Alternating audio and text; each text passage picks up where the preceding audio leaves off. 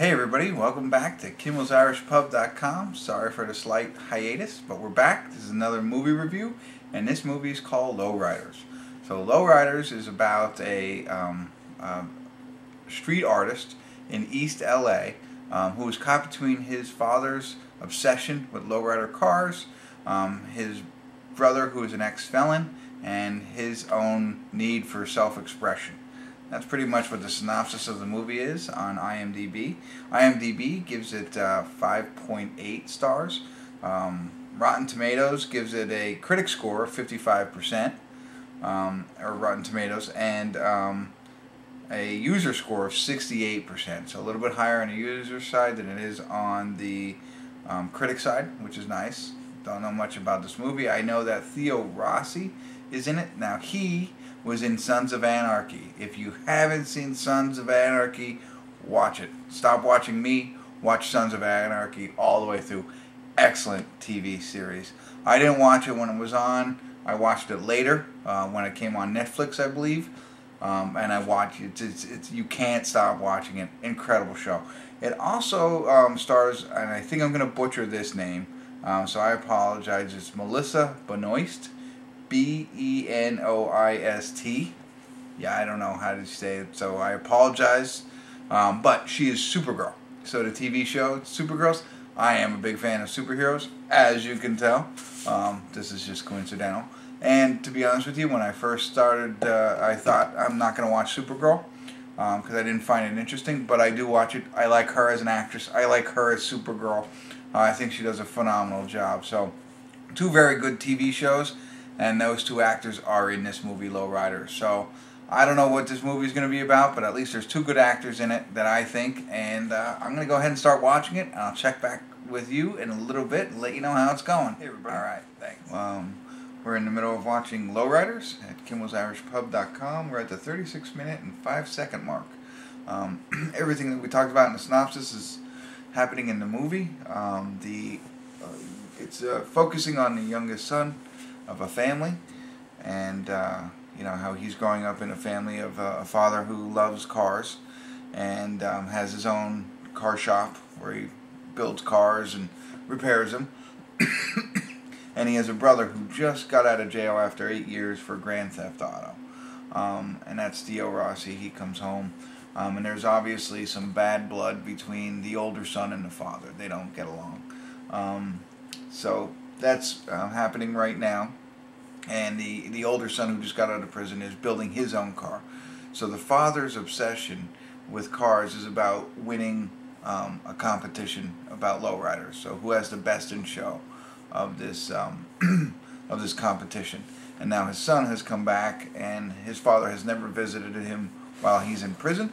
So he has some angst towards his father, and he's starting to build his own car so that he can challenge him in this competition. Meanwhile, the younger son is caught in the middle of all of this. He's a street artist, so he does graffiti. Very talented, and sees a future in it. And of course, his father doesn't think so, and he wants him to be a mechanic or own his garage as he gets older. So, so you can understand that he doesn't have his father's blessing in the art career that he wants to do. And then Supergirl, as I mentioned, who's in this as well. She is his love interest, and they're just starting a relationship now. So that's it so far. Not much more going on outside of the synopsis and what I told you so far, but I'll continue to watch it. We've almost about an hour left, and I'll check in from time to time and let you know how it's going. All right, everybody, time for a quick check-in. We're at the 1 hour, 10 minute, and 12-second mark of Lowriders. Some things that I failed to mention in the opening and in the first check-in. The father is a recovering alcoholic, so he's dealing with sobriety and his temptations to drink again, and that plays a little bit of a role throughout in this part of the movie, but I failed to mention that. He also had lost his wife and the two sons' mother previously. They haven't explained exactly how. She was in the hospital at some point, and that's also when he was doing most of his drinking. So, so the older son has obviously an issue with that, but he has remarried, and it's Eva Longoria, So you might know her. That's an actress I failed to mention that was in this movie, but so he's married to her new wife, and so the relationship between Supergirl and the Danny, who's the focal point of this movie, is kind of on the rocks now. So she tries to help him be discovered as an artist. As I had mentioned, he's a street artist, does a lot of graffiti, very talented, does murals. Does murals for cars on the hood of the car, because that's you know how they're all into lowrider cars, and so she's trying to get him discovered, and so that doesn't work out too well, and they're starting to they're on the rocks. Don't know what's going to happen, but that's another point going on in this movie. As I mentioned, they focus their cars on one competition. I think it's called Legions. It's evidently low riding is illegal, and it has to do with like the hydraulics in the car and stuff like that. They have a gathering where everybody gets to come and see all the cars, and they make the hydraulics go up, and they talk about touching the back bumper as it lifts, and I think it's fun. I don't understand why. I mean, I can understand why driving those kinds of cars can be illegal, but if they all want to gather in one area and have everybody look at it, I don't see why that's an issue. But I don't know it that well, but it seemed like it was a fun little thing, but the cops come and break that up. But there is one place where it's not illegal, or the cops can't touch it, and that's where they have Legions, and they come out and they judge all the cars. They judge the type of car, and then all the customization. So everything in it has to be customized, and that's where the murals come in, because I think that's they say that's one of the most important aspects of the lowrider cars is the murals that are, or the paint that's on the cars. The hydraulics, everything else is very important, but that is very important. So again, the son and the father go into competition in that, and then after that competitions, things escalate a little bit over who won, and so that's where we are right now. We have about 28 minutes left, so I'll check in on the credits and let you know my final thoughts on this movie. Thanks for hanging out, everybody. Welcome back. At the credits of Lowriders, as promised. The movie has just ended, and the action kind of picks up in the last 30 minutes of the movie. And most of it is just the development of the entire synopsis that I've been sharing with you throughout, and the competition that it leads to, and then the fallout of that competition.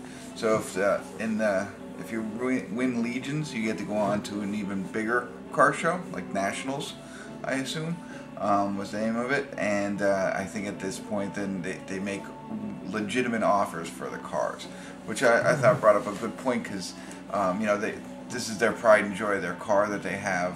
Whether they just built it or they've had it forever, whatever.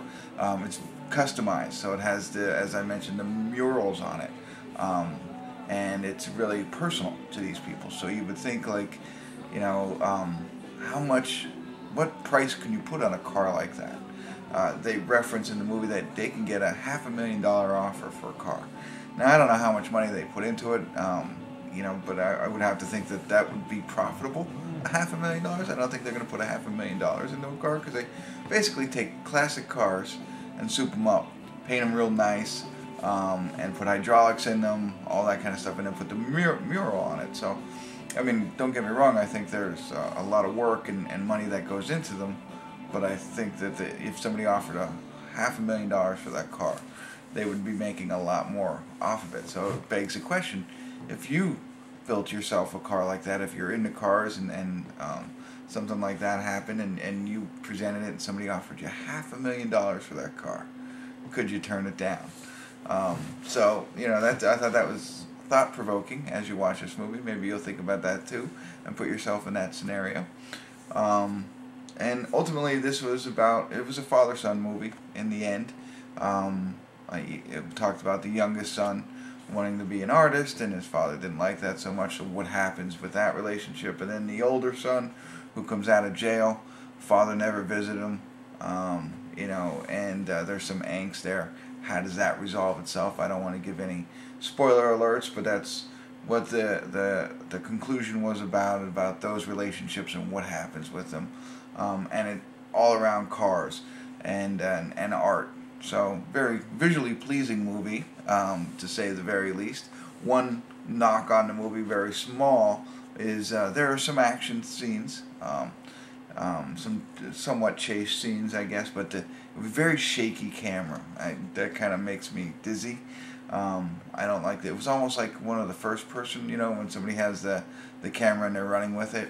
That's what it kind of reminded me of. So that was one of the things that I didn't like about this movie, was that aspect of it. But ultimately, like I said, very visual movie. If you like cars, definitely watch this movie. No matter what kind of cars, I think it's great to see these types of cars where they put so much work into them. They're very beautiful cars, and I do like cars. I like classic cars. I used to own a classic car. I no longer own that, but it's great to see. I wish I had that talent to be able to work on cars like they do and soup them up and make them as beautiful as they were. And if you like art, obviously building these cars is an art form, but it's also about him being an artist and being able to draw and paint very well. He draws the murals or paints the murals, and he also does all of his tagging throughout the LA for everybody to see. So I think that and you can see some of his artwork, and it's prevalent throughout the movie. So if you like those two things, I think you'd like this movie. And about the father-son's relationship. So I'm gonna rate this movie a 7. It's not over the top, groundbreaking or anything like that. It's a good movie. I enjoyed it. Nothing terribly wrong with it. Not gonna move it up to an 8, but I definitely think it's a 7 for me. The acting was very good and a very visually pleasing movie. So hopefully you watch this, and if you found it useful, let me know. Comment below. I'd love to hear from people to see what they think after they watch this movie, and what are your opinions and what are your thoughts on my review. I'd love to hear from you. But that's it for this movie. Come back again for more movie reviews at kimmelsirishpub.com. Thanks.